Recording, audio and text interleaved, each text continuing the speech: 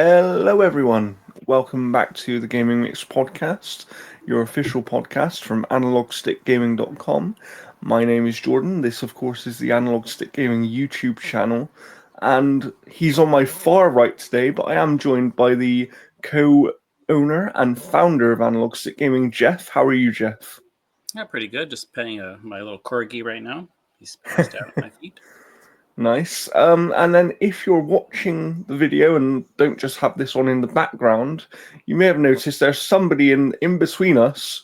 It's our good friend from the Outerhaven, Keith Mitchell. How are you, Keith? Hey, what's up, folks? Keith is distressed because of Elden Ring Nightreign, but we'll get to that later on. Before we go into the gaming news this week, I want to ask, because we do this sometimes on the Spectator Mode podcast that I've also been on, has anybody watched anything that they'd like to speak about over the last couple of weeks? All right, I've watched a movie. It was I haven't cool. I hardly ever get I'll watch wrestling. I'll watch WWE and all that kind of stuff, and we got everything coming up there. Sometimes I'll join in on Dan Reichert or whatever when he's doing his movie nights and stuff, and then he got somebody to donate money so that Mike Minotti had to watch Love on a Leash. And that is one of the worst movies I have ever watched in my entire life. The editing will drive you absolutely nuts. Mm-hmm. Yeah, that's fair. Yeah. So I have watched, and I believe Keith also watched this movie on the same day, but I went to watch the new Mission Impossible movie. Nice. I haven't seen the last two. This one. And it's interesting. It didn't quite go to where I thought it was going to go, and I don't think it lives up to what they were marketing it to be. No, it doesn't. It really. I don't want spoilers, but I heard they fridge a character pretty hard. yeah, that's all I'll say. But I still enjoyed the movie, and it still has that cinema spectacle kind of part of it, where this is a movie that you want to try and watch on the big screen. But I definitely don't think it lives up to the way that they were marketing it as. To me, it came across as they were marketing this movie almost like the Avengers of Mission Impossible movies. It kind of feels like that. It definitely does feel like that. And that isn't what this movie is. There were no car scenes either. That was very frustrating. That's true. I didn't even think about that. But yeah. Come on, man. No car scenes in a Mission Impossible? What are you doing? Yeah, I was not happy about that. I mean, Tom Cruise likes his planes more now. That's what it is. I'm sorry, and jumping out of them. That plane unbelievable. I'm sorry, no. Yeah, I know. It's None crazy. Of that unbelievable. None of it. Yeah. But that's enough about movies, because we are here to talk about video games. Of course, we'll get to what we've been playing towards the end of the episode, but we do have lots of video game news to go through. So, Jeff, why don't you kick us off with some news? Sure thing. We'll be talking a lot about Elden Ring coming up here shortly, but Alex Garland will write and direct a live-action Elden Ring adaptation. A24 and Bandai Namco Entertainment will produce the film with no release window set. According to Deadline, Peter Rice is set to produce the film alongside Andrew McDonald, Alan Reich from DNA, George R.R. Martin, and Vince Garandis. Martin worked on the original game, providing some of the game's backstory and world building alongside series creator Hidetaka Miyazaki. Garland has history in the video game industry, having co-written Enslaved: Odyssey to the West. He was also a story supervisor on Devil May Cry, or DMC Devil May Cry. So honestly, I think this is kind of interesting, but I don't think it's going to be a beat for beat for the film. I think it's probably going to tie more in with like the boss characters and the relationships there. What do you guys think? I think so. And I'll get to Keith in a minute, because I know that Keith has an interesting opinion on this. But I'm quite positive about this for a couple of reasons. Firstly, if you've seen other Alex Garland movies, they're very, very good. He does very good movies. And A24 as a production studio hasn't really missed yet. Every single thing they've released in some form has been a hit, and they do a lot of, they have a wide variety of stuff they've actually made. So it gives me confidence that the people they have involved are the right people.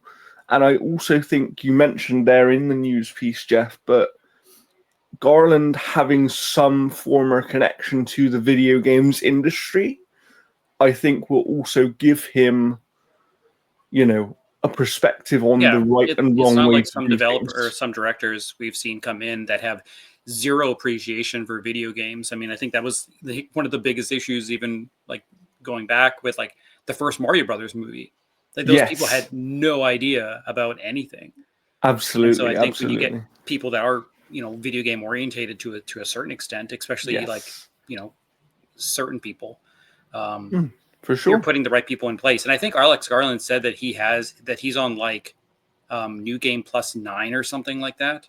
Yeah, he's played a lot of Elden Ring, yeah. So it's gonna be interesting to see, but I know that our good friend Keith is like our resident Souls like person around here because he's played every single one of them. Keith, how are you feeling about this live adaptation of Elden Ring? I'm not feeling it at all. Not at all. Not at all. No disrespect to A24 or anybody attached to the film. It's just I don't feel that a game like Elden Ring would really translate over to an actual live action adaptation. Just because you're not going to satisfy the fans. There's two things here. You focus on a small slice of Elden Ring, or you try it and what is it? You try to deal with Encompass. the entire universe of Elden Ring, and if you do that, there's just too much. And if you don't do that, and you only focus on a couple of things, well, then you frustrate the fan. So it's Wasn't like, but wasn't Green Knight apparently like how to do a Souls like film? I haven't seen it, but I thought people were saying that if it had that Souls approach to some of its stuff. I haven't seen it, but I don't see how you can approach a Souls like at least this one, because the story is everywhere. It's not just like one piece of the pie. It's like one piece of the pie connects to the next piece of the pie to the next piece of the pie. Like these people have a relationship. This person is this person's son. Oh, they dated this person over there. This one's his one's mom. It's like, okay, look, there's just so much stuff here now. What Yeah, what what do you want to focus on? And then with Elden Ring and most Souls-like games from Software, there is no main character. You Who know do what you it's gonna be though? What my prediction is that this movie will basically be the story of Radahn. that again, Radahn's story is all over the place. Mm-hmm. See what yeah. I I Yeah, I mean? mean, know. I think that they could simplify certain things. I mean, you know, I think one thing that could be interesting is if they do a tarnished and then like they get killed and then all of a sudden they're resurrected at the stuff and they play into that Souls like where they're constantly going after the next thing and dying, but they would have to do it kind of in a serious approach as opposed to what we've seen for like Exactly, and that's what I was Groundhog thinking. Day and all this other kind of The stuff. only way this will work is if this is like you mentioned a series. That's the only way I feel it will work. Or just go back to doing Dark Souls where you can just do a Dark Souls and do it fine. I think that's fine. I just think that the world of Elden Ring is just too vast. Yeah. Maybe Yeah, for so your that's first what I think. stab Yeah, at this, go if you do something smaller. if you do settle on Radahn, like settle on like one character and kind of like Yeah. tell those stories and stuff like that. But I think that's the one way they can make it work is choose a specific character and tell that character's story within the world. I think that's the one way they can potentially make it work. I do understand your reservations, Keith, because I You know agree what? with you that I would love to see if we're talking about this and making this work. I would love to see um something based on Margit, the that would fell be omen. cool. to see Yeah, that would why be he cool. did what he did and why he kidnapped a certain person who I won't mention because some people still have not played Elden Ring. What is wrong with you? But yeah, that would be an interesting story. Because and I think yeah, like I think it's going to dive into the characters more so than like the protagonist essentially from Elden Ring, because I can see Alex Garland playing this game and going, oh man, I love this lore, I love this history, and so I think that's what drives him to kind of want to make a movie, is not so much what you're doing in the moment, but what's happened to create those moments. And I also think the other thing with Elden Ring is, yes, the story is all over the place and it is confusing and all these kind of things, but in a way, because of that, it also leaves enough space and enough ambiguity to actually tell something unique within that world if you want to as well, to a certain degree.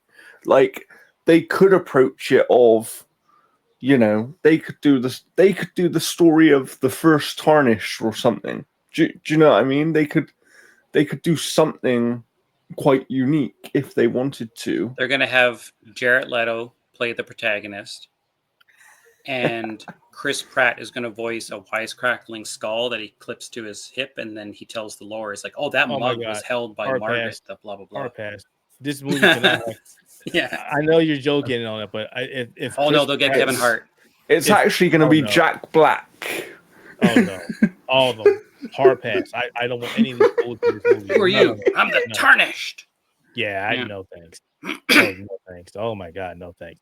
I think will be redundant. I think what you mentioned though, Jordan, is if they go and do something that's really unique, which probably would be the best way, but it definitely still needs to have some kind of connection to the Elden Ring people know. Because if you go the entire movie and put no connection between, I agree, what people know and this movie, people are gonna go, yeah, what the hell?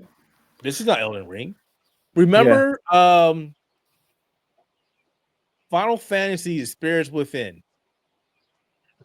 Don't do that. Don't do that. Don't do that. It had amazing connections. There was like Chocobo on the guy's helmet. That's all you need. That movie was a good movie. It was a good movie, but not a Final Fantasy movie. All I remember is that those things floating into the guys, like, ooh, they're cold. That's all I remember about that film. Nobody remembers that film other than it existed. It almost bankrupt Square Enix. And it was a bad movie. Wow. Don't do that. So anyway, what other news do we have to talk about? All righty. We can talk about the massive layoffs.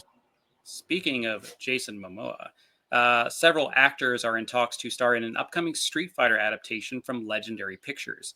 Andrew Koji, Jason Momoa, Noah Centineo, and Roman Reigns are all in talks to join the project, according to Deadline. The upcoming film adaptation is reportedly a co-production between Capcom and Legendary Pictures. So I'll skip the rest. So I have something to say about this one little thing. Oh my god! They've clearly, if they cast both Jason Momoa and Roman Reigns, they're doing that on purpose. Because there's always been that thing of, oh, those guys look somewhat similar, and that Roman's kind of thing. Apparently going to play Akuma, and some people have been assuming that Jason Momoa was going to play Zangief. What? Oh wow! Okay. Yeah. What? That would be weird. But the Akuma thing has been like loosely confirmed. The Akuma thing kind of makes sense to me. That would actually make sense. But Zangief, he's used to having red, like a red necklace thing, anyways. Yeah. Like he's typecast. Roman Reigns as Akuma, I think could work. But Jason, I just want it centered around Zangief? Ryu this time and not Guile, because Guile was like never really a major player in the core narratives of Street Fighter. Never was. Yeah. That was not a good. But the problem with that is, okay, so now we dip into the Street Fighter franchise. What Street Fighter are we talking about? Jason Momoa could play Sagat. Right? Yeah. Sagat hasn't been a main player in Street Fighter in God knows how long. No, but I mean, I'm thinking in terms of build, like he would just have to shave his head. No, what I'm saying, what are you going to do? Do Street Fighter 2 again? Because you know, he's not a main character. He's not a B-list character in Street Fighter anymore. He hasn't been in quite some time. Once him and Ryu passed up the differences, that guy was like, you know what, peace out, I'm going, and that's Unless it. he's like, I'm just trying to think who Jason Momoa could play, because I mean, like, I don't see him playing Blanca because he's going to probably want a bigger, role to kind of work with. He would have to play a completely new character. I don't see him being able to play anybody in the Street Fighter universe. Nobody. And that's my problem. See, and see, this is just me being who I am growing up with Street Fighter and knowing all these characters and their backgrounds. And it's like, you don't fit the mold for any of these characters. Who are you going to be? Yeah. You almost have like such a strong connection to those characters that it's hard for you to see anybody take up those roles in some kind of way. Yeah, like I don't know the other actors that are attached to this or anything in terms of like what they're going, but I wouldn't be a bit surprised if they're just going down to like the core like 8 or 9 and 10 characters like Street Fighter 2. Just to kind of then when they do Street Fighter 2, then they start bringing in like, Cammy and DJ. Yeah. I mean, I'll be honest. I think they're doing this movie because the Mortal Kombat movie was a success. And I think the difference is Mortal Kombat knew what it was and it didn't shy away from being what it was. It's been more cinematic anyways. Like Mortal Kombat has the story mode, so like it plays that way. Street Fighter's never really had a story mode to a certain extent. And that's what I mean. I just don't think... I don't think that Street Fighter as a movie will work as well. Like, I don't know that they can do it. Well, I'll disagree. It'll all come down to the fight choreography. Because you take a look at something like Shang-Chi, and the thing that most people remember about Shang-Chi was that the actual fight scenes and stuff were actually good because they had a good choreographer. Whereas you look at something like Iron Fist and people look at it because it had a bad choreography because people weren't talented at, like they didn't have the time to kind of devote to perfecting that. So I think with Street Fighters, if you have some good set pieces, and if you have like environments that are based off of, the actual environments and stuff, like you have like the bath, you have like the dock, you have like, the aircraft carrier, you have those fights and stuff. And I think if you just do it well, but Momoa to me just sticks out like a sore thumb here. Because he's generally in most times playing himself, especially with like Aquaman and whatnot. Yeah, I agree. And he, like, even his personality and the other roles that he's played, he doesn't seem to fit in here. Like, exactly. Thank you. Like, I can see Roman as Akuma because he's got that's what I mean. He's got that kind of presence. And Roman could also play a part where, let's be honest, if you've watched wrestling, Roman can be intimidating. He can say things without even speaking. What if Momoa is, Goken? And they just kind of age him up a little bit. Or maybe this is the story of Goken and Akuma. Maybe. I mean... There's so many ways to go. They could have Goken and Akuma in the past and then have it kind of working alongside a present day. Yeah, it would be interesting to see what they're going to do, but I mean, it's just weird to me because, the more I think about it, just personality-wise, Momoa doesn't really fit any of these roles. And look, actors can do a brilliant job, and we've seen actors nail roles in the past that nobody thought they could do well. That's definitely happened.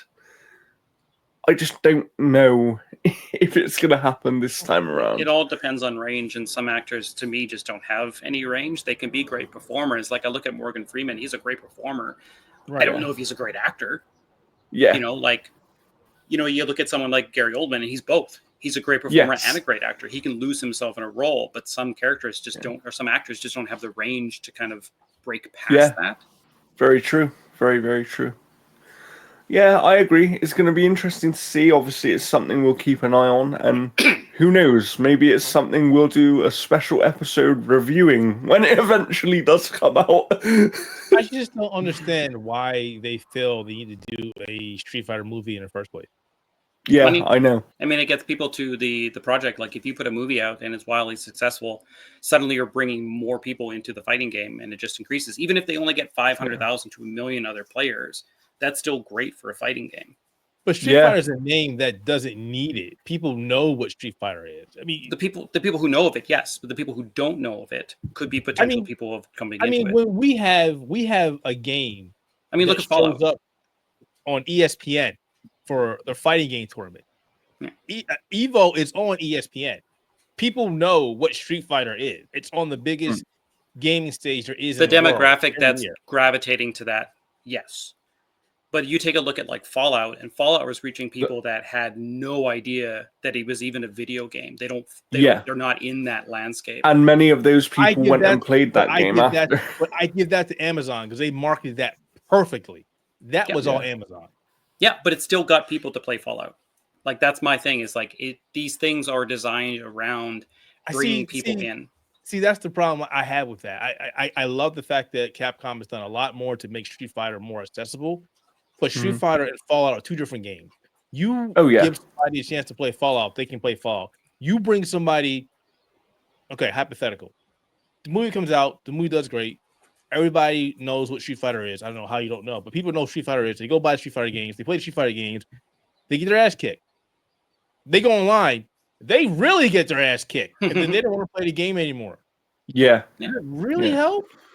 Well, and also because it's all awareness as well too. Like that's the thing. It's just getting more people to play fighting games. Mortal Kombat has seen like certain spikes. I'm kind of in between both of you, because I think that adaptations are definitely about trying to bring these properties to a new audience and therefore feeding that new audience back into the video game world, right? And also, in some ways, re-energizing the existing audience, and they can to sell be like, movie suits in the game too. Yeah, so there are definitely reasons for it. However, I do think Keith sort of hits on something there where a game like Fallout or a game like The Last of Us or even Halo, right? Halo didn't pan out well because that show was made by the wrong people. Oh yeah, it only ever matters if it's done well. Yeah, right, because otherwise it just distracts. But my point is that when a game has more of a story focus, I can understand the adaptation thing being very helpful to that game. And that's why Mortal Kombat has always played or has always done well. Because even if you don't like Mortal Kombat, the stories were just so well done. It was just like, okay, this is great. Like X was like fantastic. X was very good, yeah. It was a movie within the game. Yeah. That was just a great game. And that sort of stuff will pull people in, because if they watch a movie, like even the Mortal Kombat movie, right? People who haven't played the games will go, "Oh, these games have a story. Maybe I'll try them out." Well, here's and the then thing. they do. Street Fighter 2, the animated movie, has a better storyline than any of the Mortal Kombat films. Yeah, true. I liked it so much. I loved it, but I don't know. But also, I think for me, there's a lot of nostalgia. Younger kid remembers that not movie. The games. Very, very familiar. Very, very, very. I still remember my buddy got a copy of the animated movie, the original animated movie on VHS, and we watched the hell out of that. The Japanese voice Street Fighter animated movie with all the Capcom commercials and everything in it. Perfect. As we're talking about movies, I want to tangent because there's a question that I want to ask Keith. Since we just brought up animated movies, and I know that Keith is a huge Transformers fan. Told you that. And he's watched many of the movies, many of the animated movies. But my question isn't about animated movies. My question is, Keith, how do you feel about the Michael Bay Transformer movies? I didn't mind the first one. The first one was like, okay, this is different, but it's all right. And then 2 and 3 was like, what's going on here? I don't understand what's going on here. You start changing the dynamic. You start changing how the characters are. You make Optimus Prime a killing machine. That's not Optimus Prime, my dude. Optimus Prime would never say, "I'm going to kill them all." That's not Prime. What are you doing? Bumblebee, because he was attached to Bumblebee. I adored Bumblebee. Yeah, he was just a producer. Yeah. They went back to the original designs. I thought the story was fun. I liked it. He was also attached to Transformers 1. Not Yes. as much as he was with his original trilogy, but he was still attached to it. Yeah, the Yes. Beast War one was actually not too bad. I just didn't Yeah, it like wasn't bad. the human lead. I like how they randomly connected it to G.I. Joe, though. There always has been this back and forth between the Transformer and the G.I. Joe movie. If you ever watched the original Transformer show, there was an episode where Ultra Magnus, Springer, RC, and Rodimus got transformed into human. At the end of the show, it was Cobra Commander who actually was the one who did it. At the very end, he was like, "Cobra!" and started coughing. So there's always been this very thin connection between those two universes. Interesting. And there's rumors that they were going to bring back the Shia LaBeouf character in Megan Fox and stuff in the next one. Yeah, so apparently in the next Transformers movie, that is the plan, that everybody who's been in one of these movies is going to be in it. Like Mark Wahlberg, Shia LaBeouf, Megan Fox. The human factor. There's enough to do without the humans. We don't need the humans. And the CG is good enough now, right? And that's what was so good about like Sonic 3 is that they really limited the human stuff, and it was a much better film. Yeah. Yeah, Transformers doesn't need the humans. There's enough in there to do it without humans. Yeah. The only human that should be in Transformers at all should be Spike. That's it.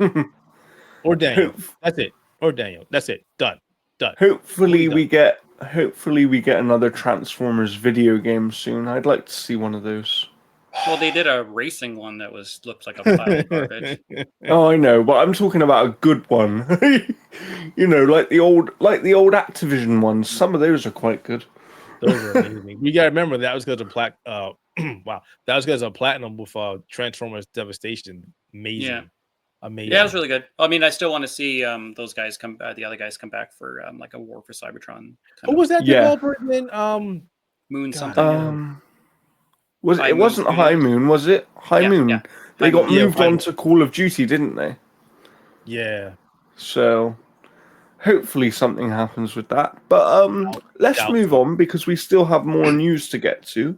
What have we got up next, Jeff? All right. So People Can Fly has canceled 2 unannounced games and signaled there will be layoffs at the studio as a result of the publisher disagreements. Project Gemini, an unannounced game which was set to be published by Square Enix, along with a separate unannounced VR game referred to as Project Bifrost, have both been canceled. People Can Fly reportedly laid off over 30 developers working on the unannounced Square Enix game last January. The suspension of the Gemini project is a consequence of the fact that the publisher has not presented us with a draft of the subsequent content writer to the publishing agreement covering the terms and conditions of further milestones on Project Gemini, and the lack of communication from the publisher as to its willingness to continue or terminate the Gemini project. Bifrost was suspended due to the above and the analysis of the group's cash flow, which showed a lack of prospects for securing organizational resources and funds necessary to continue. As a result, we have had to significantly regroup as a studio and scale down our teams, which hurts the most. We wish to express our deepest regret and sadness over how these events have unfolded, and our sincere gratitude for everyone's contribution up to this point. So it seems like Square Enix was just like almost set it to the side and just ignored it. Wasn't Bifrost supposedly going to be a VR game? I think that was the VR one that they announced. Yeah, I believe so. Do we think that this Square Enix game was a follow-up to that other game they made that was... What, Outriders? Yeah. No. Outriders was Gemini. Gemini was supposed to be the follow-up to Outrider. Yeah, I thought it was, Enix, I think, wanted to wash their hands of Outriders because it didn't... Yeah, it didn't do well. It didn't do well. It did not... I don't see why they would make a sequel. At all. I know that they're... Because they still have Maverick. Yeah. I mean, they're working on. We know that they're helping on Gears E-Day, right? Yes. And a few other things. I genuinely, and I've said this for years about people can fly. I do think they will be acquired by Microsoft. I don't know if it'll be Microsoft. Yeah, I I think think they so. could do a Toys for Bob thing where they're just working with Microsoft and they get the Yeah, funding like an from- official partner kind of thing. Yeah. Yeah, Because obviously they've supported them on quite a lot of games now. They made, was it Gears Judgment back in the day? Was the one they made, I Yeah. believe. people can Yep. fly. Yeah, And I just wouldn't be surprised because we've heard reports that the coalition potentially want to do something that isn't Gears of War related, right? They But need we to focus also, on finishing Gears of War first and then talk about something else. yeah, I agree. But I just wonder whether, because we do know that People Can Fly are making a game for Microsoft and for Xbox that isn't Gears of War E-Day. So I do wonder, are they the ones that are making Gears 6? You know, there's been a lot of, because people have kind of said, like, oh, why have we gone back to this when you left it on such a cliffhanger? I wonder whether they could be making Gears 6. I think honestly that E-Day is technically because the last one was what 5 or 6, 6. 6. Six I or think six? E-Day. Five, Five. right? So Yeah, I think it was E-Day 5. is going to be 5.1. I think it is a prequel. Obviously, that is the whole thing. Yeah. E-Day, but I think that there are going to be story ramifications that will bubble up to 6. Can I be honest? Interesting. I think the Okay. reason why we're not hearing much about 6 is because the game itself painted the developers into a corner, and it was a very stupid decision that they made. For those who haven't played or haven't beaten it, I'm going to spoil it. Yeah. Sorry. At the very end of the game, you have a decision to make, and it's either you kill Marcus's son or you kill his best friend. Marcus's son's best friend. Yeah. And that leaves the game on a cliffhanger, like which one's canon, which one wasn't canon. Yeah. And we don't know which one's going to be canon. So they had to make a decision, right? I chose the more interesting option, and I sacrificed his son. Yeah, me too. I killed the son. Yeah, to me, that was just a better way for that story to go. Because if you killed a friend, then what? Give me a second. Dell was the friend and JD was the son. Yeah. Yeah. Because I figured if I killed his son, that'll make Marcus get off his ass because he was kind of more redundant of doing anything. Yeah, he didn't want to do anything. He was like, I've settled down. You know, I've lost everything in my life. I lost my wife. I lost my best friend. I don't want to do anything anymore. You know, and he was reluctant throughout the entire story. Then finally, towards the end, he was like, all right, I'm doing the thing. I'm doing the thing. Oh, hey, I killed your son. Get off your ass. This is your fault. This is why your son died. It was your fault. Get off your ass. Yeah. It's man, the more I think of, do you know what? I actually think that Gears, in terms of its story, is so overlooked. Like, people don't understand that the story of Gears is actually really good. And this is why Gears would make a great movie. Not with Dave Bautista. Yeah, I know, man. This is a game that deserves a movie. Yeah. They've been trying to get a Gears movie for the I think longest Netflix time. is actually working on that now, though, right? Because they're doing an anime, they're doing several different things for Gears, I think, aren't they? Well, it's a good thing Netflix isn't prone to canceling things. So true. True. All right. Okay. Ukulele developer and publisher Platonic Games has confirmed a number of its staff have been laid off. Numerous Platonic staff have been posting on social media over the past week that they have lost their jobs, making it increasingly likely these weren't individual cases and that Platonic had conducted a round of layoffs. The company has now officially confirmed this in a statement on Twitter and Blue Sky, though it hasn't clarified how many staff were infected. This is one of those messages we never want to have to write. We've all seen in the recent years the game industry has been changing, resulting in studio after studio finding themselves in situations where to continue to exist, they must make painful decisions. Decisions that impact the lives of so many individual and talented developers. Like others, we felt the knock-on effects, and after exploring every possible avenue, we've had to make the incredibly heartbreaking decision to say goodbye to some truly brilliant members of the Platonic team.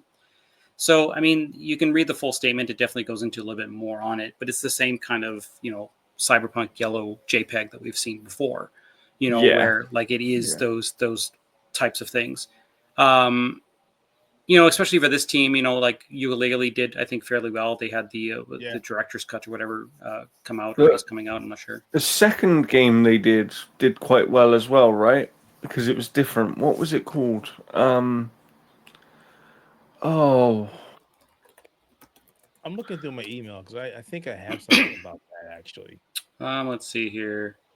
So they worked on Ukulele in the Impossible Lair, and then Impossible Ukulele Lair. Replay. So I think Impossible Lair actually did really well. And the first Ukulele, when it came out, kind of did well with the people that played it, but didn't set the world alight, sort of thing. And then they also have an updated version of that game coming out, Yuka Replay coming out too. Yeah.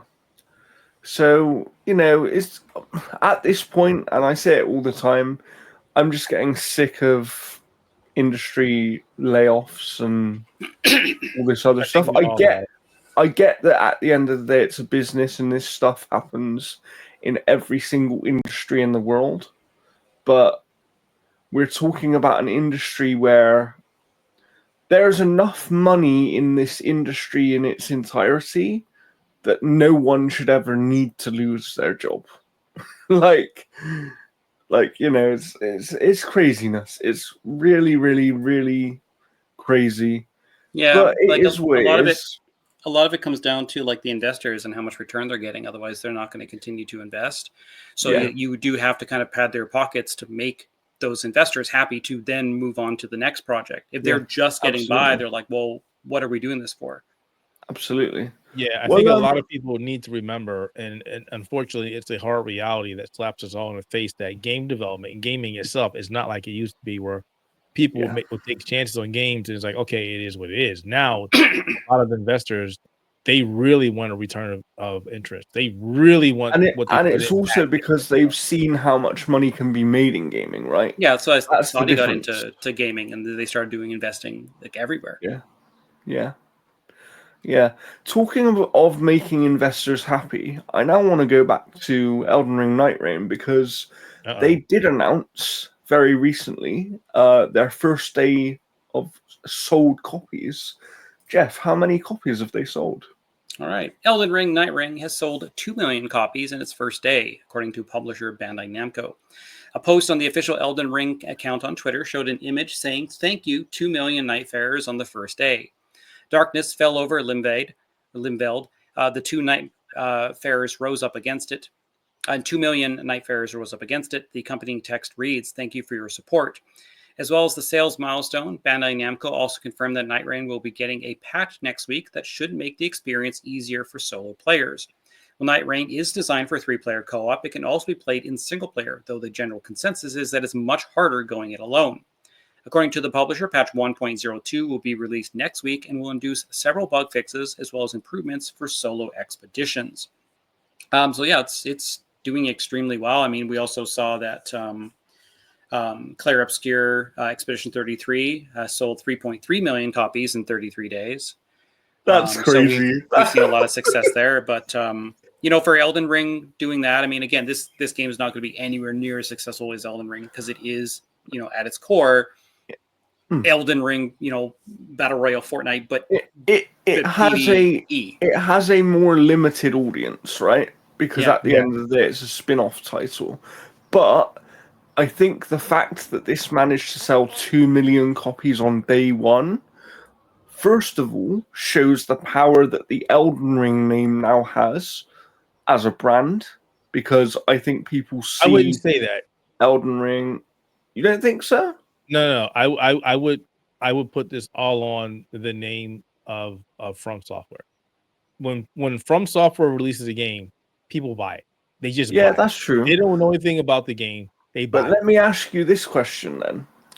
How many gamers that are not in our section of gaming actually know that From Software make this game? And how many of them just know, oh, it's Elden Ring? Do you know what I mean? There's a lot of gamers that don't even know the developers of the game. And I think this game or From Software itself is a little bit different than most games. A great example would be Nintendo. When Nintendo makes a game, people buy the game. They know it's Yeah. Nintendo. They don't care. They buy the game. From Software has such a Yeah, pedigree that but I people mean, know that it's a game from software. From Nintendo's a software. publisher. The platform you're playing it on is Nintendo. It's got a little bit more of a shake there. Right. Whereas if you take a look at, if you take a look at, like, say, like the James Bond films, and you go to the average person, and go to the James Bonds, and be like, hey, who is the production company and distributor for James Bond? And they'll be like, I have no fucking Do you know idea. what? I'd even take it further than that. If you said to people who makes GTA video games, lots of people would know. But I bet you there's millions of people that play GTA that don't know that Rockstar is the company that makes those games. I find it highly impossible because The Rockstar logo. is such a big name.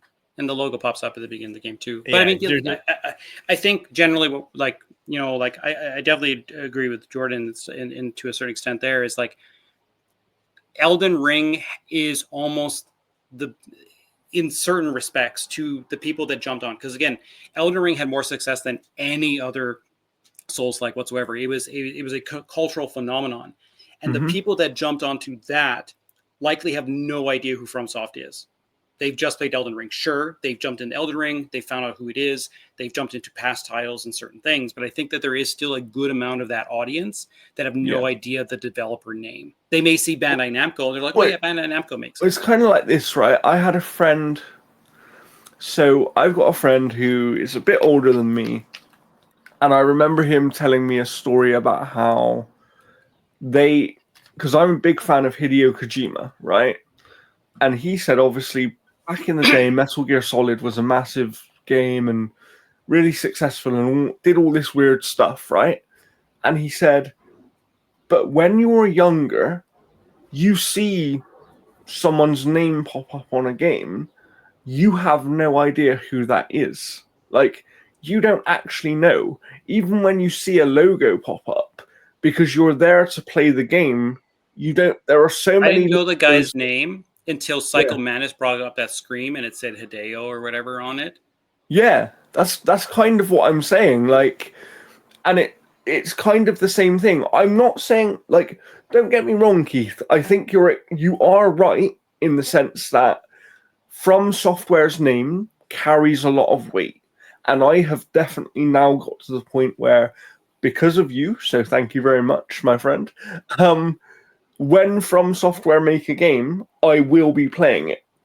And that's the thing. It depends. It's not the same for everybody. Everything has a difference. And I'm not saying it's your entry point, I think, is what kind of, But see, here's the thing. A lot of people wouldn't have touched Elden Ring if they didn't know what Dark Souls was. See, that's the thing. I think a lot of people touched Elden Ring because it was popping off like crazy. So what I would love to know, and we'll never know this exact number, but I know that there are at least some people where this was the case. I personally know people that only bought Elden Ring because of how popular it was and because of how highly it was being spoken about. They had never played a From Software game before.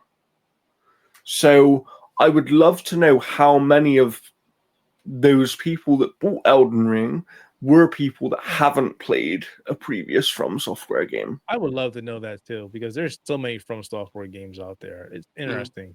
Even the games that people and I'm not talking about like the big names. Like I'm not talking about Dark Souls or Demon Souls or back when they were an Xbox developer. Bloodborne.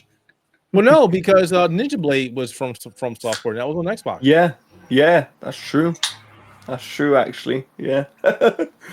So From Software has done a lot of games that did hit Xbox. I definitely will agree with you. Their name has cachet, and they are one of those companies within the industry now where for people who know who they are, that name carries a lot of weight. My only debate is that how many gamers in the grand scheme of gaming actually know who they are. And I think there's a lot of people who play their games now that aren't even aware who From Software really are. Especially they know for they stuff, make the game, but yeah. especially for stuff that kind of explodes culturally. You know, like you may not Yes. necessarily know, like, you know, who actually makes it. Like Yeah. they'll know certain aspects. They see the Bandai Namco logo pop up, and they're like, "Oh, Yeah. okay, these I guys." actually think that people will tie it more to Bandai Namco than they would to From Software. And that's Because funny. Bandai is a Right. bigger name, right?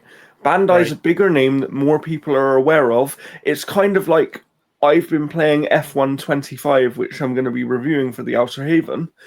That's made and developed by Codemasters, massive racing game developer. People who play racing games know who Codemasters are. But most people would go, "Oh, F125, that's an EA game." Yes, it is an EA game, but it's not developed by EA. Maybe it's a generation thing. Yeah, maybe. Because But I think, you know, we're also people, like full ingrained to this industry, so we Yes. look at it from a completely different lens. And it's so different for us. Like, we know the individuals at the companies that make the games, so we go even further into the. It is crazy. And I'm not, like I said, I'm not saying that what you're saying is wrong because I don't think it is. I'm just saying that there is a wider conversation around. I would love to know how many people, for example, have bought Nightreign just because their friends have bought it and they're like, "Oh, hey, come and play this game with me," you know? Like, I'm so sorry. It just made me chuckle when you said that because, well, you know why I chuckled. yeah, we'll get to that later. We will get to that later for sure. But I think we've got a couple of more things to talk about before that. So, Jeff, why don't you run us through the last few announcements here? Yeah, I'm just gonna skip a couple little things here. All right, we're gonna go on to this one here because I think there's a kind of a neat conversation around it. Star Wars Battlefront 2 has beaten its all-time Steam concurrent player numbers 5 years after the game was released on the platform. The game, which has seen a spike in popularity over the last week due to a social media campaign from fans attempting to revitalize interest in the series, saw 18,635 players on Steam on Monday, the highest number of concurrent players achieved on the platform since it was released. When the game was first released in 2017, Star Wars Battlefront 2 was exclusive to EA's Origin platform. It then later released on Steam 3 years later. While the original Origin release could have seen a higher initial concurrent player count, this week's peak of 18,635 is by far the game's highest Steam spike, far surpassing when the game was added to the platform. So there was a story where the Battlefront 2 team basically kind of came together in a social media post saying like, "Hey, we would love to get the band back together." And fans kind of took it upon themselves to kind of create this campaign to kind of show EA that, hey, we want Battlefront 3. So this is kind of neat because I saw like everybody was just playing it. You know, I never played that game. I played the demo, but I never played the actual game. So I think I did play it, but it was one of those games that I played for a handful of hours and then never touched again. Yeah. It was a shame. It was a shame for me. It just didn't click with me for whatever reason. But I do like to see stories like this because, it's nice to see a game that finds an audience years later and an audience that remains passionate as well. And when your audience comes out like this to kind of prove a point to the company behind it, that, there is an audience for this and maybe you should consider making another one of these games, that's really cool. Like, that is cool. And that is what being creative and creating things for people to enjoy is all about. It's like when we do a video on YouTube or when Keith releases a video over on the Outerhaven, the more people that watch it, the better we feel because that stuff is cool. Like, we want to share it with people. Especially when you see like the people that are actually in charge of the money kind of seeing these types of campaigns and stuff because they go like, "Oh, hey, there's interest." Yes. Yeah. And then all of a sudden the game goes on sale and then it sells more all of a sudden. Yeah. And then how many times really good at doing that stuff. It's like, how many times have we seen it before, right? Where we have seen over the last decade or so there are games that have been remastered or even just ported to gauge the interest in that series. Like, I, I, to be somewhat of a skeptic, I recently said that I think part of the reason that Days Gone got the remaster on PS5 recently was so that Sony could gauge whether there is actually a real interest in a sequel to that game or I don't not. know that one. Can I stop you for a second? Well, Go go on. ahead, Jeff. I want to see what you say first about that. Go ahead. I think that a lot of those types of things are just basically like, because you got the Days Gone show or movie that's going to be coming out. So I think they kind of made a revised version of it so that they could accommodate that when that eventually hits. Because that's all that True. Sony's been doing. Like any game that they've been bringing up and remastering and stuff has everything to do with their TV shows and stuff, which is why Last of That's Us true, Part 1 and actually. Part 2 got 17 different remasters. That's a good point, actually. Yeah, but yeah, what were you going to say, Keith? That Days Gone was a phenomenal game when it first released. I really think that PlayStation, Sony did a huge discredit by not recognizing that game. Yeah, because and they also were busy dealing with The Last of Us. So like, they buried it underneath The Yeah. Last of Us, right? Yeah, like it was bullshit. Like advertise it and market it right next to a somewhat similar game, at least in terms of setting and vibe, that people already know and love, and it's almost like EA with Titanfall back in the day, where they released it between Call of Duty and Battlefield, and it's like, really? Slap in the face. God, that hurts so much. That was just terrible when they did that. Yeah. God, that was so bad. Oh God, yeah, I know, because Titanfall 2 still one of the best first-person shooter campaigns of all time. Like, no doubt about that at all. We just saw Titanfall 3 canceled, so yeah, it really sucks. But it is what it is. Like I said, going back to the thing about Battlefront. Is there going to be another Battlefront? Possibly, because it's Star Wars at the end of the day. I think that Star Wars kind of has this cachet and name that if they can make something with it, they will. Keep in mind that EA is doing they're doing some weird nonsense, but we don't want to touch licensed games or some kind of. Oh yeah, because they just cancelled their Black Panther game, right? Yeah, Iron Man's still coming out though. Yeah, so far. Yeah, can you imagine? Can we just? We've had some internal conversations about that over the Outerhaven. Yeah, we have. Some were like the game wasn't going to do well anyway, and I'm like, I'm not going to say what I want to say, but yeah, can you imagine if they had canceled Iron Man? People would be up in arms. Oh my God.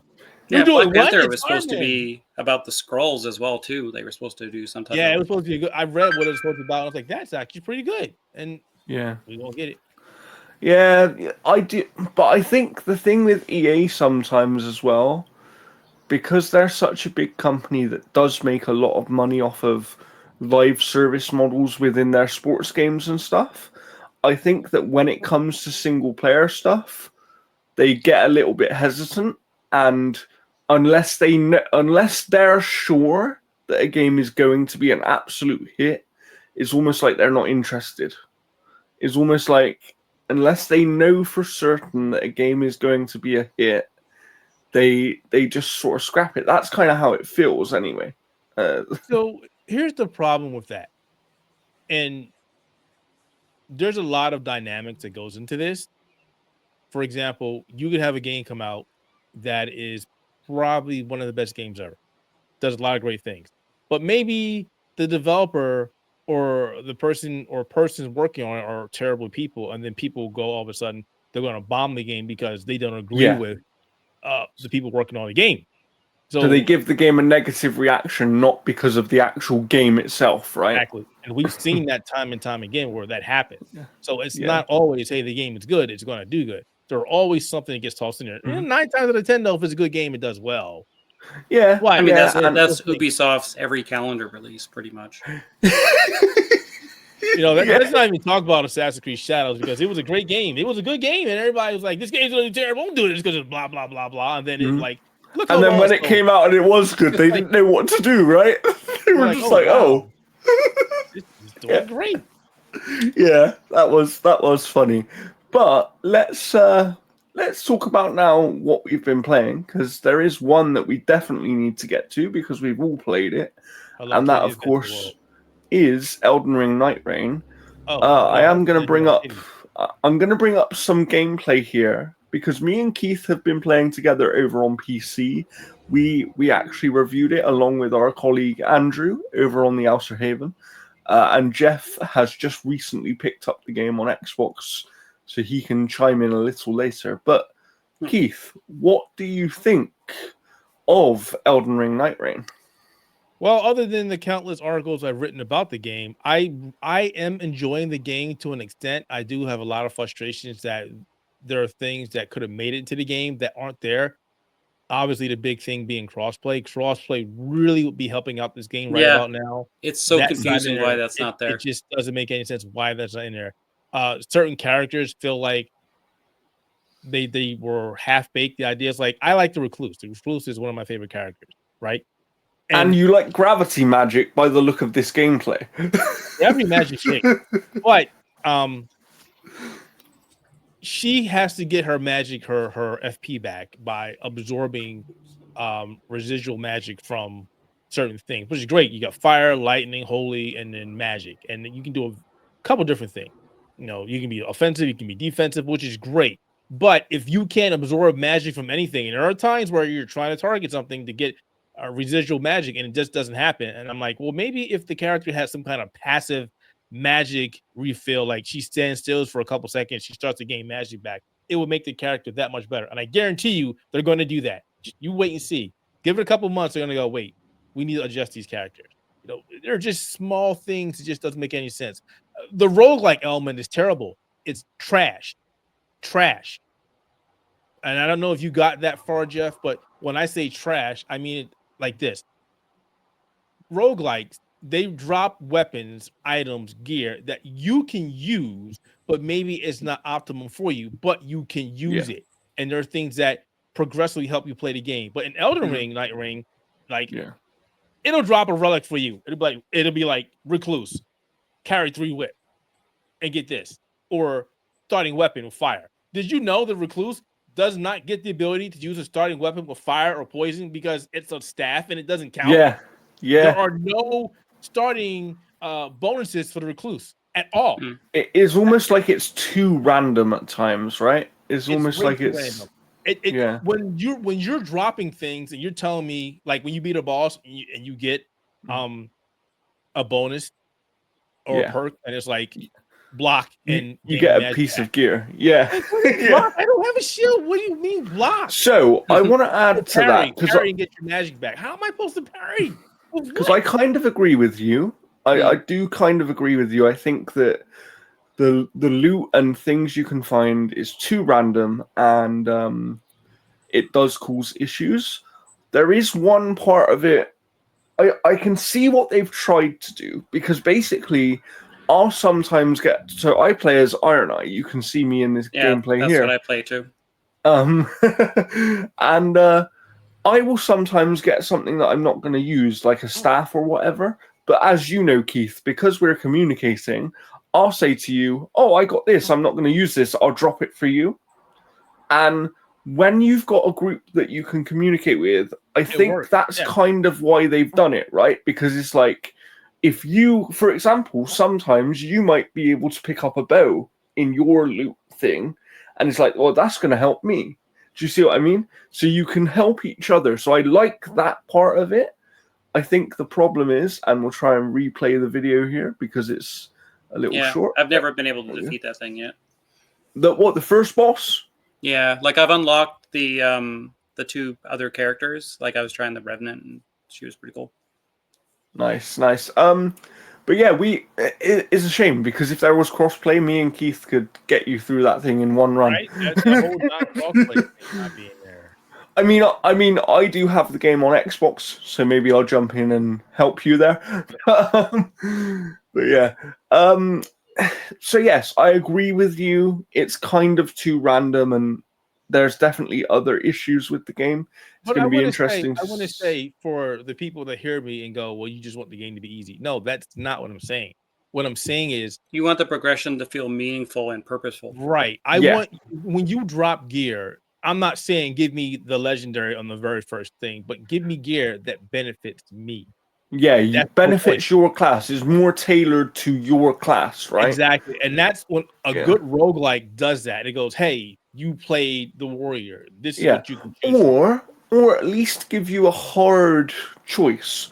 So give you something like where maybe it does drop you a staff, but then maybe you could pick up a bow as well. And maybe that bow is actually going to help me more than the staff is going to help you, Well, right? it does that to an extent. Now, it does that because you have the passive abilities. Like it'll say you use less FP, or Mhm. you get back more magic, or you get health while you're holding this Yeah. weapon in your offhand. Now, those are great. Those Yeah. I'm not saying that it doesn't have some kind of merit, but 9 Yeah. times out of 10, it gives you something that it's just like, here's this Mhm. ultra great sword. Like, what?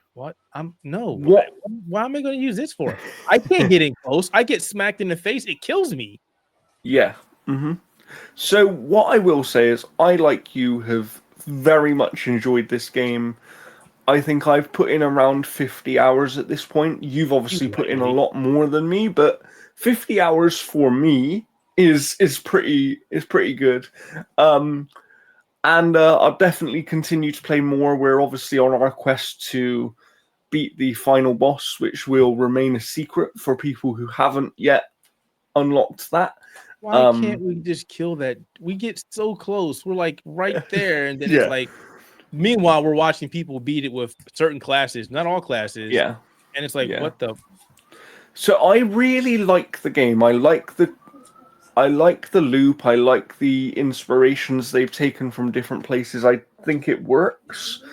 I think, as we mentioned in our review, there needs to be some balancing changes. So, like, I think the wall does too much damage to you. I think you should be given more time when you're behind the wall than you are given. I get that, either that or they need to adjust how long it takes for the wall to come in, because sometimes you've got to go halfway across the map Yes. just to get to a hill or something, Yeah, Yep. one thing that I would love to see them do is, how you have those fissures that allow you to jump straight up? They should have Yes. ones that kind of catapult you across, like they're at an angle. That would be like at an angle. Yeah, that'd be nice. Yeah. And you can, of course, use the trees, but they're not always going the right way. They're not No. always going the right direction to benefit you. But at the same time, it's weird, right? Because I kind of think they backed themselves into a corner with some of what I would call the improvements they've made to this game. Firstly, no full damage. My God, I love that so much. Oh, I why would that be? love it. Why would that be a downfall? I love it. I love that. Yeah. To be honest, Elden Ring should have no fall damage. It should not have it. It's just dumb. And that's what I mean. I kind of think they back themselves into a corner for future games they make, because if you now bring back full damage, I'm not sure that people are going to react very well to it. Well, you got to remember that there's a fraction of the people that played Elden Ring that are playing this. Yeah, so I that's don't true.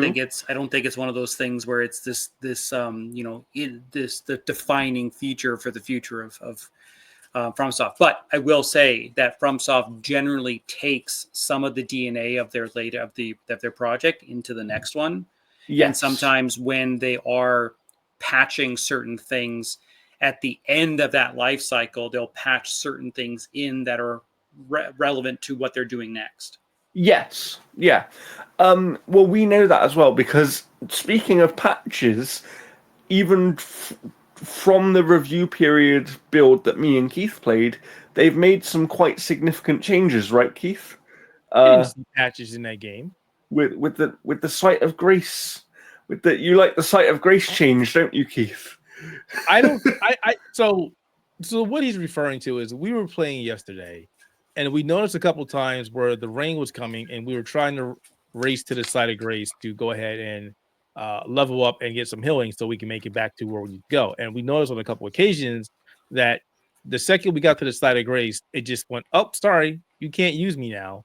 Which was like, wait, you could do that before. But later on, we were still able to do it. So it was like, what happened here? Was there a mistake, or Yeah. was it because of the Emmy? What? I hope it's just not something that they're screwing around with. I don't know. It just didn't make any sense. But it really pissed me off because we're I like, agree. hey, let's go ahead and get some healing, and we I die agree. instead because So then, speaking of, so I like some of the improvements they've made. Like, I like the fissures that allow you to jump. I like the trees.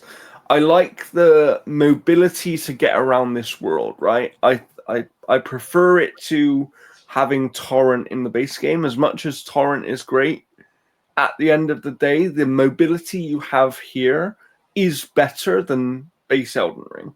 The double jump up walls, although it's inconsistent and needs to be improved, is still a nice thing to have. And I like, I like things like the world shifting events. I don't know if you've seen any of those yet, Jeff, where the world will actually change and you'll have a section of the map that is something completely different. So you might have like the volcano or the mountain or and in these areas there's I'm not lots sure. I've of only played bosses. probably about 3 hours. Yeah, so in these areas there's lots of bosses and things you can find and very good loot, but they're obviously difficult areas to combat. I and lucked you out need and to got know the pocket watch because I didn't have to defeat this guy to get the pocket watch. I just got it as a drop.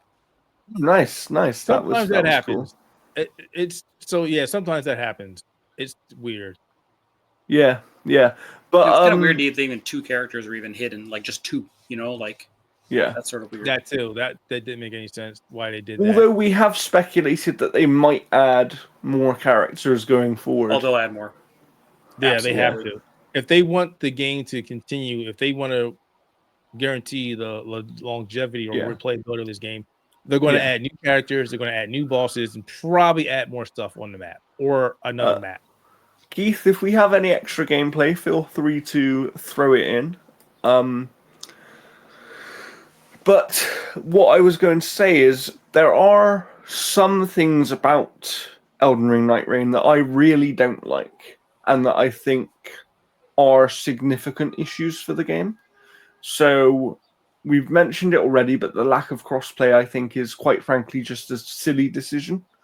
For whatever the reason is for that, they need to try and figure that out. Yeah, I was trying to see whether or not they've really talked about it, whether or not it's something that's going to be coming down the pipe at all, or whether or not they just couldn't get it ready for launch. Yeah, it's a weird one, but it's like, and then the other thing is, obviously, this game is clearly balanced for multiplayer, right? Right. And with no crossplay, you have to be playing on the same system as whoever you're playing with. And right now, you are limited to, at least in the game itself, without any mods or anything like that, you are limited to playing either solo, which is basically impossible. No, it's not. It's not. No, but basically impossible. People are playing. I've gotten up to the final boss of a day using my character. So you can do it. You just need to be. It's luck, and it's RNG. If you get good weapons and you don't get, oh hey, the boss has 3 bosses. All right, well you're screwed now. Yeah, true. True. Take a hit. And I've seen a lot of people do great stuff with the executioner. So basically, you're limited to 1 player or 3 players, right? So when me and Keith want to play, and we don't have a third on PC because our colleague Andrew was playing on PlayStation. It doesn't matchmake? So you can matchmake. No crossplay though. However, no, I just want to make sure because like Becky's going to be playing as well too. So I just want to make sure we're not. So there is matchmaking, and you can even turn on cross-regional matchmaking, which is actually helpful and works very well to their, to give them some credit. However, because of a lack of an in-game communication system, we'll call it, other than the ping system, there's a lot of problems. There's no in-game chat. So when we matchmake with a random person, we can't chat to them in the game. Yeah, Right. like, hey, let's go to a temple and get Yeah. another flask. So you're Right. relying on somebody following your pings. And the problem is not everybody wants to do that, and they'll go off on their own.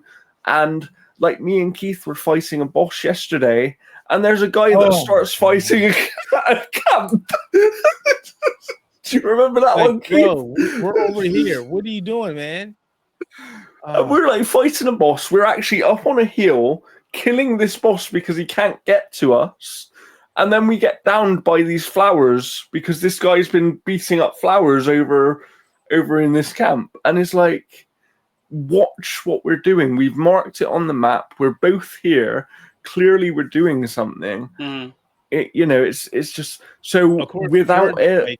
Jordan's like, you want to stream this? I'm like, no, I don't think that'll be a good idea. I think I'll be very frustrated, and I'm sitting there cursing up a storm, getting highly agitated because. And then Guys, was that the game where you actually left? Was that Yes, the one? I never do that, but this person, I was like, what are you doing? I was like, no, I can't. Yeah, no. it was My sanity. it was crazy. I literally could not do it. My sanity was gone. I Yeah. had to go, and I don't like doing that. But that person, Mm. oh my god! And I was like, no, I'm out. Bye. So I'll be positive again in a second, but I want to talk about one more thing that I haven't heard anybody else mention yet in all of gaming. To be quite honest, I haven't seen anything about it.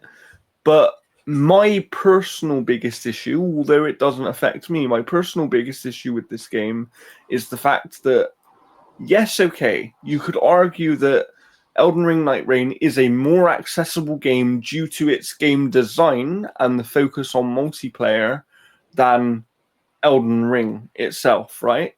But in terms of bespoke accessibility options for people that need those to play games, the fact that From Software still ignore that stuff, to me, is not good enough. Like, for a AAA company that makes a lot of money and makes games that people love, you should at least be able to have some basic accessibility options in your game. So I'm going to be me and be blunt and not against accessibility because 100% agree with you. What I've noticed though is there are people who usually champion accessibility but aren't saying anything Yeah. when it comes to this game, and that's like, what you Mhm. constantly complain about stuff. And They're then, letting it go, right? yeah, you're letting it go like it's not a big deal. That doesn't make any sense. You, on the other hand, that doesn't have as big of a platform as these other people are saying Yeah. this is BS, and then they're like, "Well, it's fine to me. It doesn't make a difference to me." Just because you I can play the game, I don't need the accessibility. I want to make that very clear. I play the game absolutely fine. Keith actually tells me apparently I'm quite good at it. He's got I better. don't. He's got a lot better. Yeah. I don't need the accessibility, but it's the fact that just because I don't need it doesn't mean that I can't see that it should be there. Well, see, that's the thing. That's no different than me complaining about, and you know why I say this with complaining about people not having access to certain games on Steam because they don't have access to PlayStation Network within a region. Just because it doesn't affect me doesn't mean I can't open my mouth and complain and make it known that is BS. Yeah, and that's kind of my thing. It's like, and look, yes, do I have the perspective of I am someone with a disability who has other accessibility needs in my life that maybe don't impact my gaming so much? Absolutely. So I can relate to it, right? But this is what I'm saying.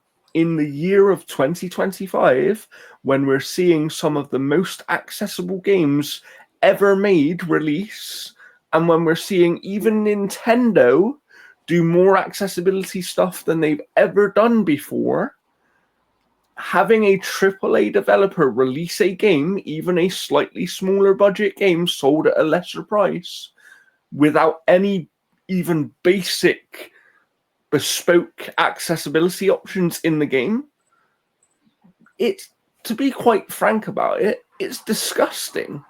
Like, it is disgusting. Where's your colorblind mode? Where's your, do you know what I mean?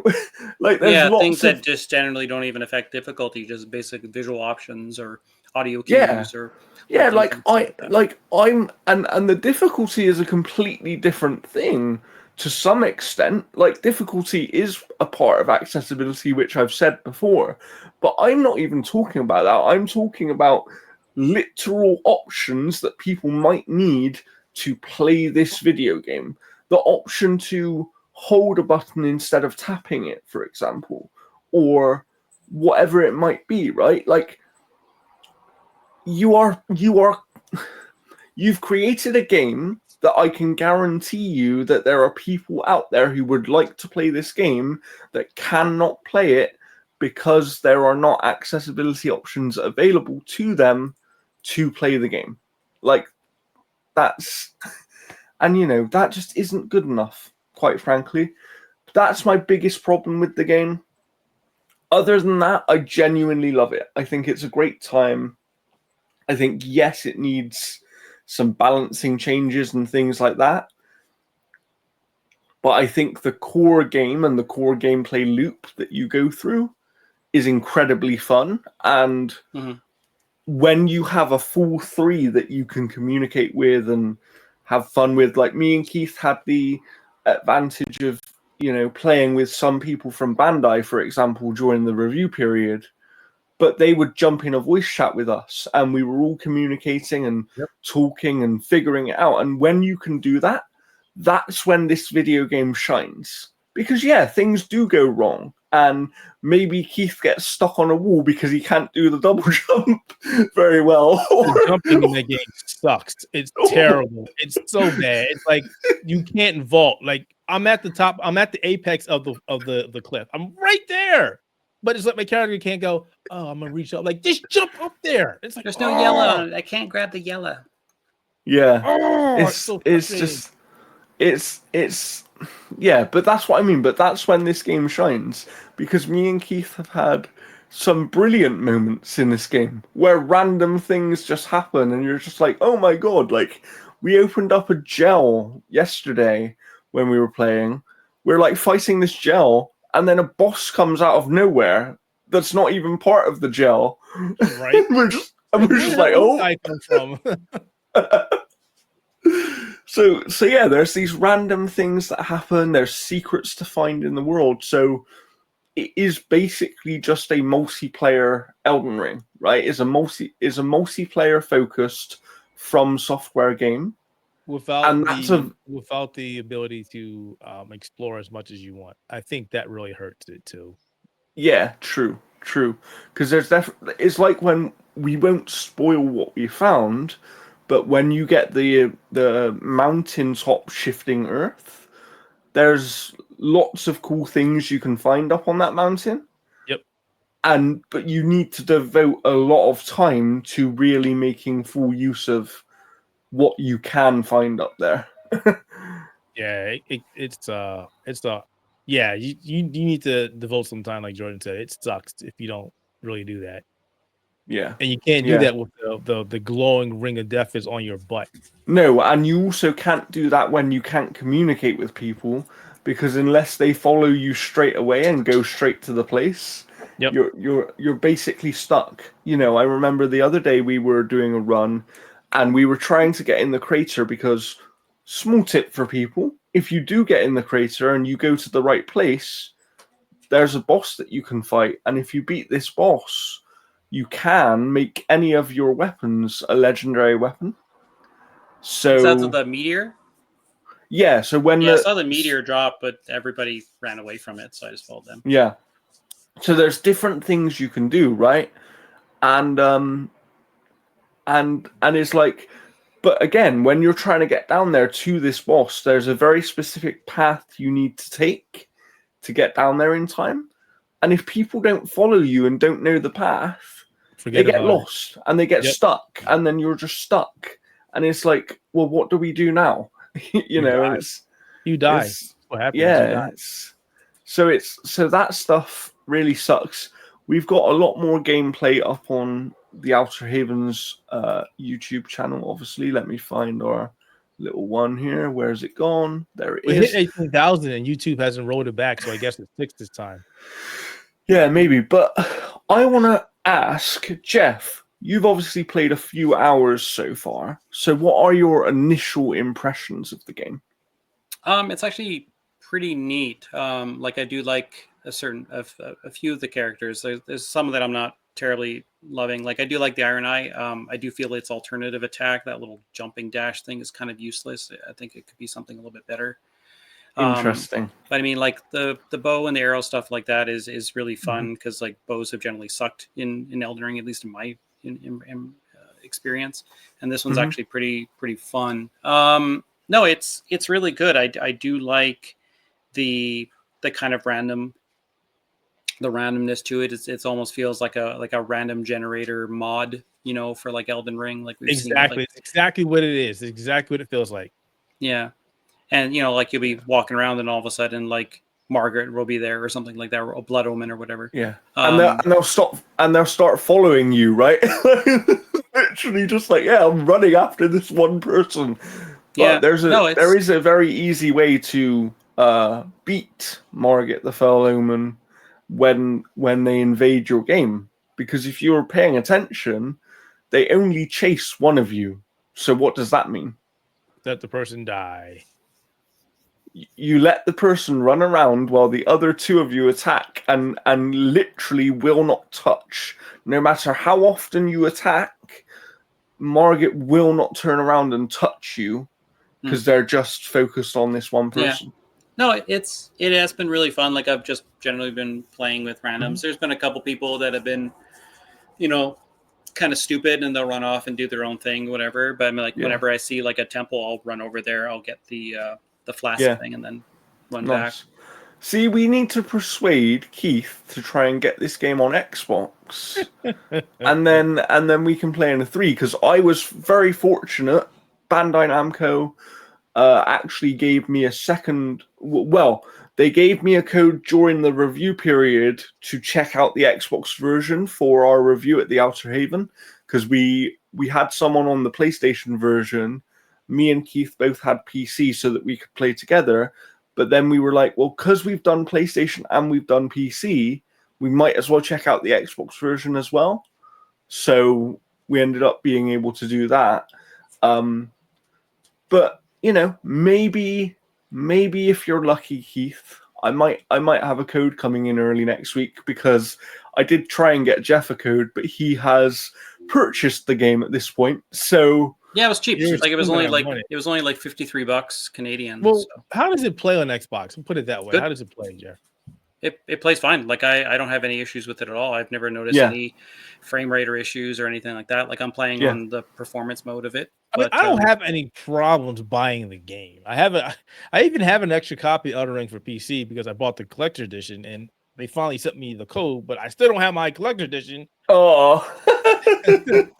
And I'm going away to Summer Game Fest, and I'm like, I really don't want my thing sitting on my step for an entire week when I'm gone.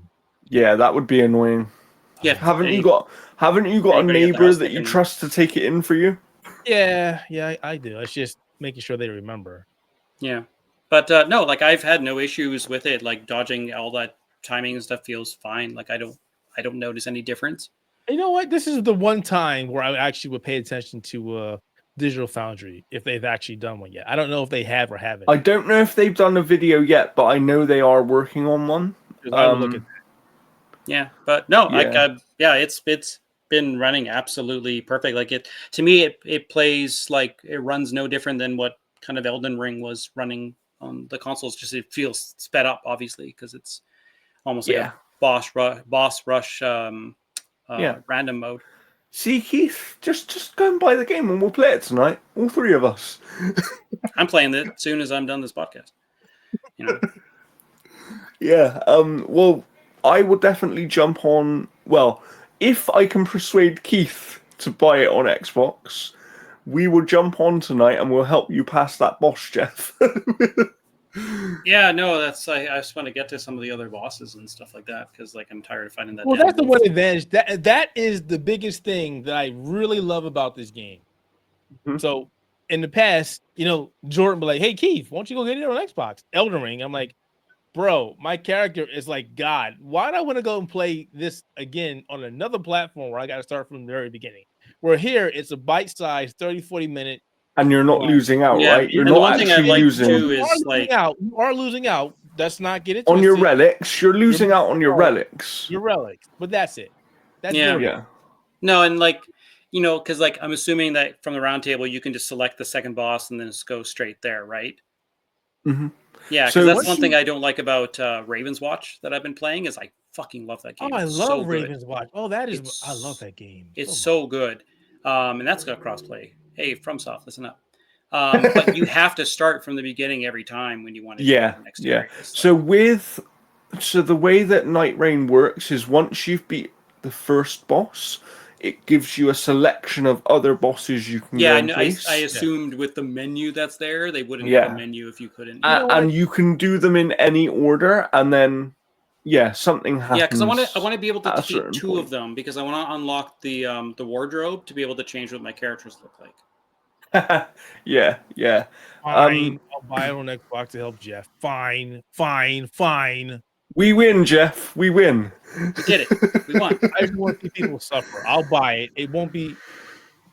It's only because the PC version doesn't support 120 frames per second ultra wide. Because Yeah, from it's software, locked to 60 anyway, right? what Yeah. the hell is your problem? Yeah, Why so are you doing this? on PC, Jeff, no matter what rig you have, you can only do a maximum of 60 FPS.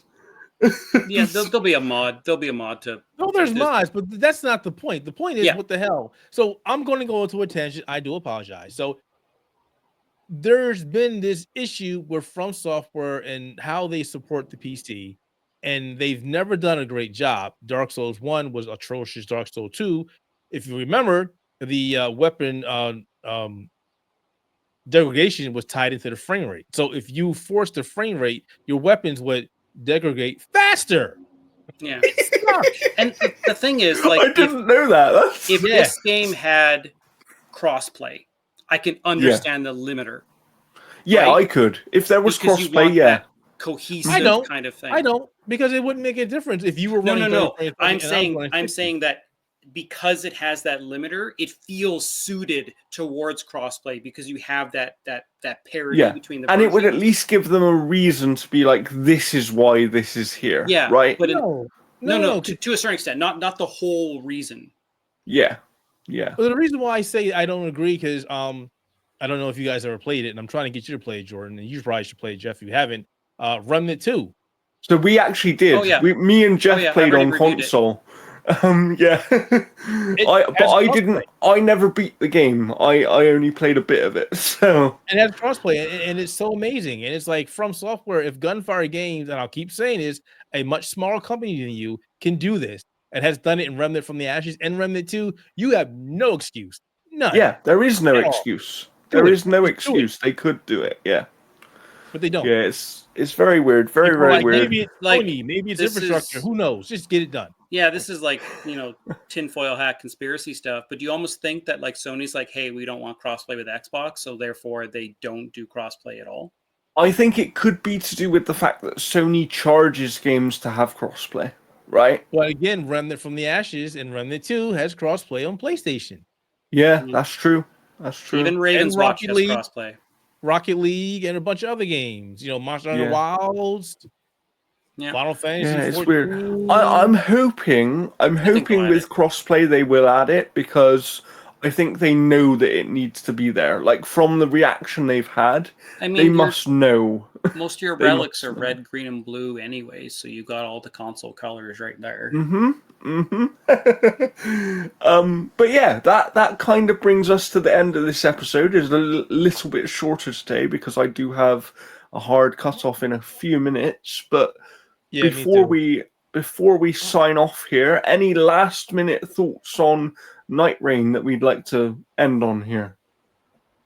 I like the game. No, I'm sorry. Go ahead, Jeff. Go for it. How about this? Instead of the opinion, since we've already covered it and stuff like that, what is the template or idea of a next character that you want to be added to Nightreign?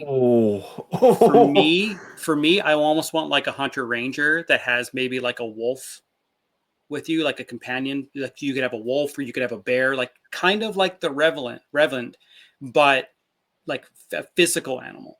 Yes, yeah, that would be cool. I agree Because with you could that. have That like would be you cool. could have one of the bears, like you could have even like I don't know, like a pack of wolves or something like that. Yeah. I think So that would be I pretty would cool. like, and I don't know how they would do it, and it would, but what I would like to see is, do you know how there's like bats in the game and other things that sort of fly? Yeah. Give me someone that can Well, they got kind an of eagle fly. guy, right? So Like I there's mean, a bird there. Why can he not? Why can I not like? He's a penguin, Jordan. You If know. you ever pay attention to the character, I don't know if it's just the design, but you ever look at his left wing, it doesn't look like it's in the best of shape. No, it's That's true. broken as a boat. That's true. But yeah, so I would like to see. I guess what I'm saying is I'd like to see a character come in that Well, they could do offers a different way of playing the game. They could do a gliding thing, like how like the flying characters in Marvel Rivals don't touch the ground. Yes. Yeah. Just something like that. And failing that, I would like to see somebody that can do both.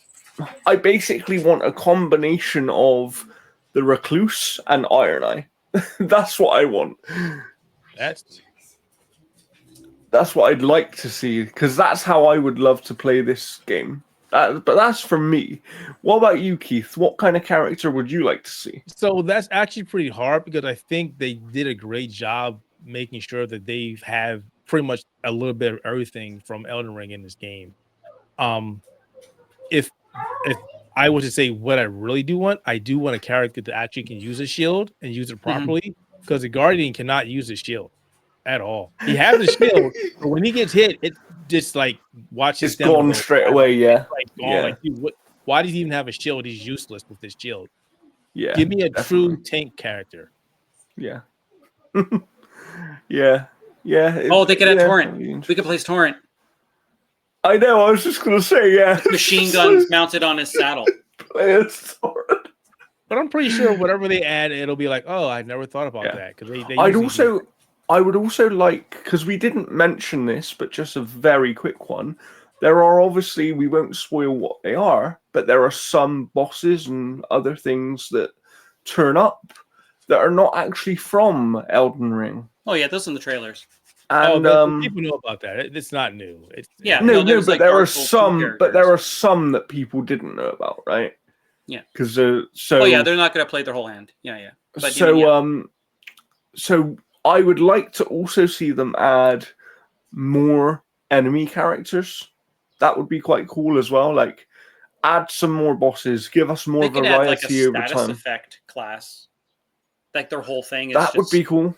You know, like would have like poison or fire or electric. Like that's all they are. Yeah, but yeah, in the grand scheme, I think even though we've sounded somewhat negative, it's very clear that we all like this video game. I don't think we were being negative. I think we were being critical of a game that we like, and we don't want it to see it fail. Yes, absolutely. I really would recommend, if you're a fan of Souls-like games and if you like roguelike games as well, I do think this is a game that is definitely worth your time, and at the lower price point, because this isn't a full price AAA game, it's probably worth the money as well. Jeff can speak to that more than me and Keith, because the moment I saw that it was like $50, I'm like, that's actually really, really good. Yeah, so I think, it's good value for money. There's lots of content. There's lots of randomness. Yes, there are some issues. Hopefully, those will be ironed out over time. We have persuaded Keith to buy the game on Xbox. No, you didn't persuade me. Stop.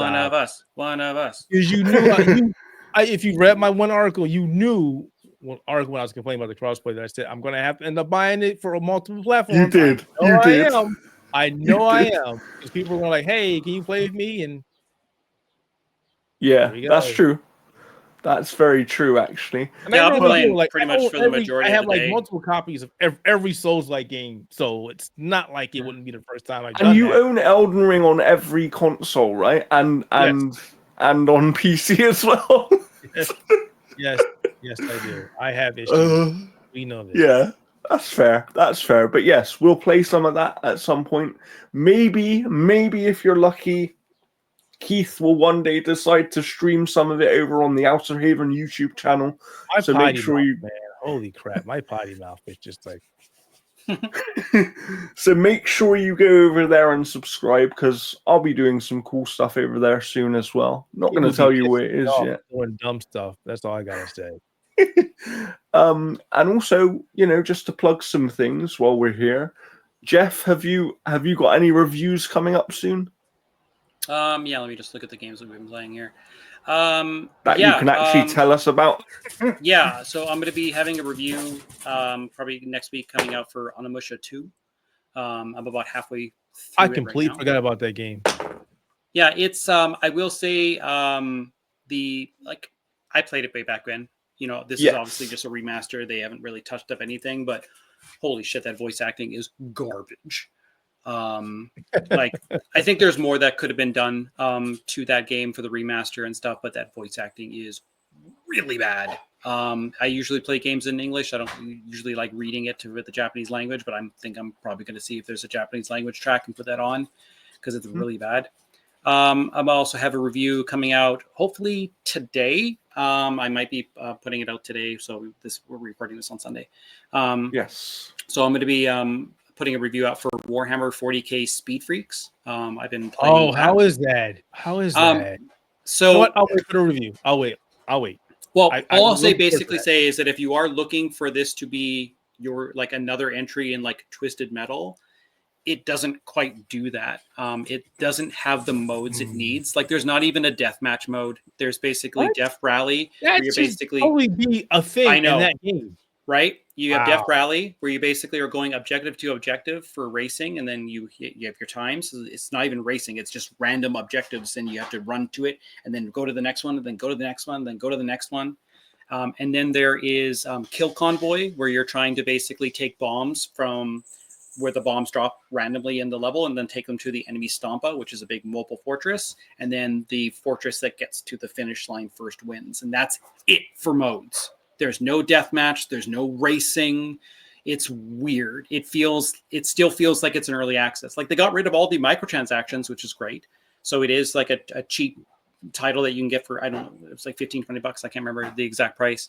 But it is fun for what's there, but it definitely feels like a free-to-play game that was stripped of everything. Like you can customize the vehicles, but you can only put on like rims or little like things that attach to the vehicles. You're not putting on like new roll cages or new fronts or suspensions or anything like that. Like it feels like, nope, we have to be 100% lore accurate. You can't change it, but you can add like a flag or something like that. You can change the colors of the orcs and their outfits and stuff, but you'll never see those things because they're in the vehicle already.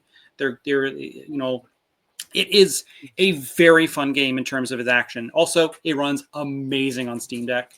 Like it is solid. It is good, but it is not the Twisted Metal successor that we're looking for, especially the fact that there is no team deathmatch.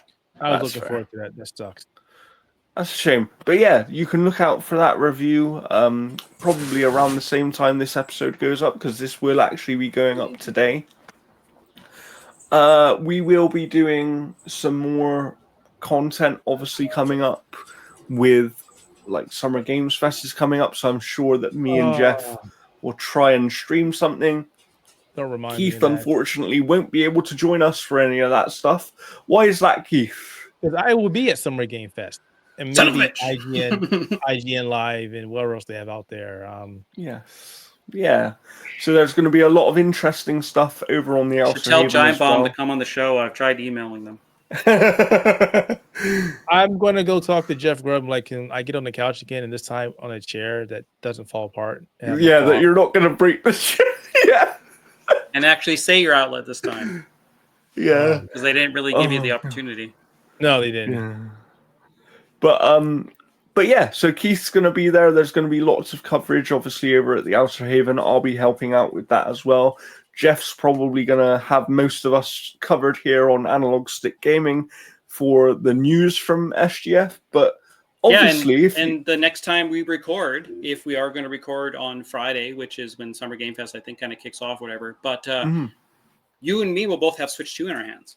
We will, yes. That's what I was just going to say. We'll both have it. So there will be coverage of that coming up as well. And Keith's just showing a ROG Ally I have right the Switch now. 5. Oh my God, it's top secret. I can't show it. But yeah, so it's a very, very busy time. I will still have some reviews coming to Analog Stick Gaming as well at some point. Nice Nightreign. I'll still have some reviews coming to Analog Stick Gaming at some point, but I'm waiting for a patch for a couple of things I'm covering for us there to cover those things properly. And yeah, we got some stuff coming up. I will have, as I mentioned earlier, very briefly, at some point later in the week, I'll have a review for F125 over on the Outerhaven.net, so you can go and check that out when it's up. And until that time, I think we're all going to go and play Nightreign at some point today. So we will see you next time. Thank you for joining us, Keith. I really appreciate it. Yeah, Make sure you follow us all on Blue Sky, because we're not on that other terrible website anymore. And and yeah, we will see you next time. Goodbye. Take it easy, folks.